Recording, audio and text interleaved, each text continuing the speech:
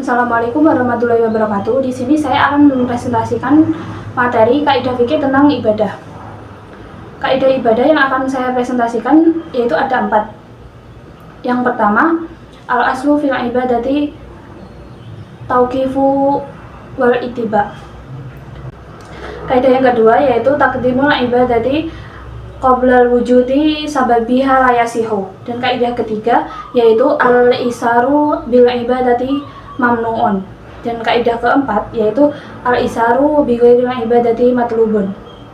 Kaidah pertama yaitu al-aslu fil ibadati taufiqu wal ittiba. Artinya hukum asal dalam ibadah adalah menunggu dan mengikuti tuntunan syariat. Segala bentuk ibadah harus berdasarkan pada petunjuk dan contoh yaitu Al-Quran dan Sunnah yang telah ditetapkan oleh Allah Subhanahu wa Ta'ala dan Rasulnya yaitu Nabi Muhammad SAW, baik tata cara, waktu maupun bentuknya. Ibadah tidak boleh dibuat-buat atau dimodifikasi berdasarkan akal, perasaan dan adat kebiasaan manusia. Dalilnya yaitu riwayat Muslim yang berbunyi man amila amalan laisa alaihi amruna fahuwa raddu, yang artinya barang siapa berbuat suatu amalan yang tidak ada perintah dari kami, maka amalan itu tertolak. Hadis ini menjelaskan bahwa suatu amalan yang dibuat-buat atau tidak ada dasar dari ajaran Islam yaitu Al-Quran dan Sunnah akan ditolak oleh Allah Subhanahu wa Ta'ala, meskipun dilakukan dengan niat baik dan ikhlas. Ruang lingkup kaidah ini berlaku untuk ibadah mahdoh atau ibadah murni seperti sholat, zakat, puasa, dan haji. Contoh yaitu gerakan, bacaan, dan waktu sholat harus sesuai dengan yang dicontohkan oleh Nabi Muhammad SAW. Tidak boleh melakukan tambahan pada rakaat sholat atau melakukan gerakan di luar tuntunan syariat. Contoh yang kedua yaitu puasa. Puasa yang dilakukan pada hari yang dilarang seperti Hari Raya Idul Fitri itu tidak diperbolehkan. Kaidah yang kedua yaitu taqdimul ibadati qoblal wujudi sababila layasihu, yang artinya melaksanakan ibadah sebelumnya ada sebab itu tidak sah. Sebab adalah suatu kondisi atau keadaan yang mengharuskan ibadah dilakukan. Dengan kata lain, ibadah tidak bisa dipercepat sebelum waktunya. Dalilnya yaitu pada hadis riwayat Bukhari dan Muslim yang artinya berpuasalah karena melihat hilal dan berbukalah akhir puasa karena melihat hilal. Jika hilal tertutup awan, maka genapkanlah bulan Sya'ban menjadi 30 hari. Hadis ini menjelaskan bahwa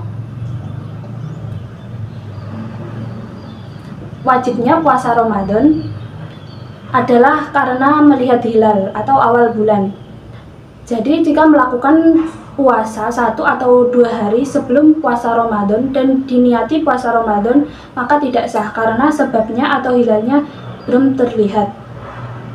Kaidah ini ruang lingkup. Kaidah ini berlaku untuk kaidah yang berkaitan dengan waktu seperti sholat, haji, dan ibadah-ibadah lainnya.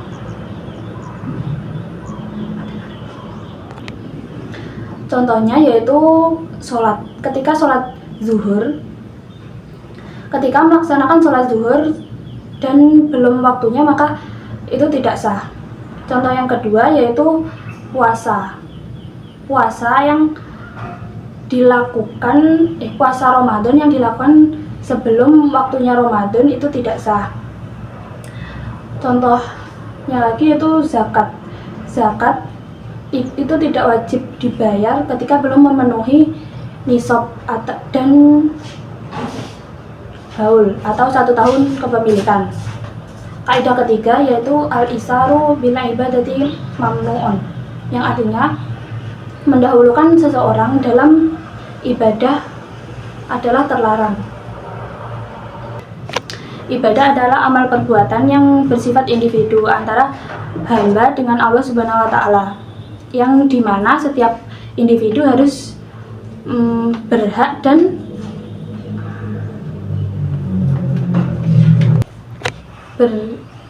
dan dianjurkan untuk meraih pahala sebanyak mungkin. Dalilnya yaitu Quran surat Ali Imran ayat 133 yang artinya, bersegeralah kamu kepada ampunan dari Tuhanmu dan kepada surga yang luasnya seluas bumi dan langit, yang diberikan untuk orang-orang yang bertakwa. Ayat ini menjelaskan agar orang-orang berlomba-lomba dalam meraih kebaikan. Ruang lingkup kaidah ini berlaku untuk ibadah-ibadah yang dilakukan secara individu atau ibadah mahdhoh. Contohnya seperti sholat di shaf pertama dan haji. Contoh, sholat di shaf pertama. Kita tidak diperbolehkan mendahulukan orang lain untuk menempati shaf pertama saat sholat berjamaah, karena setiap individu harus meraih keutamaan tersebut. Dan contohnya lagi haji, kita tidak boleh memberikan giliran haji kepada orang lain selama kita memiliki kesempatan dan kemampuan. Kaidah yang keempat yaitu al-isaru bi ghairil ibadati matlubun, yang artinya mendahulukan seseorang dalam hal ibadah adalah dianjurkan. Dalam urusan duniawi, memberikan kepentingan atau kebutuhan orang lain di atas kepentingan pribadi adalah hal yang mulia, yang menunjukkan ketinggian iman.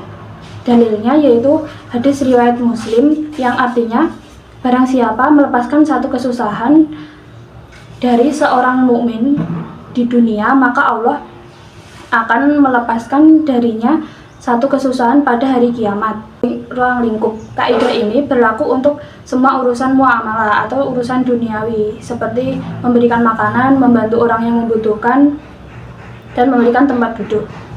Contohnya yaitu ketika makan bersama, kita dianjurkan untuk mendahulukan orang lain yang lebih membutuhkan atau orang yang lebih tua. Terus memberikan sedekah, dianjurkan untuk memberikan sedekah kepada orang yang lebih membutuhkan. Sekian presentasi dari saya, ada kurang lebihnya mohon maaf. Akhiran, wassalamualaikum warahmatullahi wabarakatuh.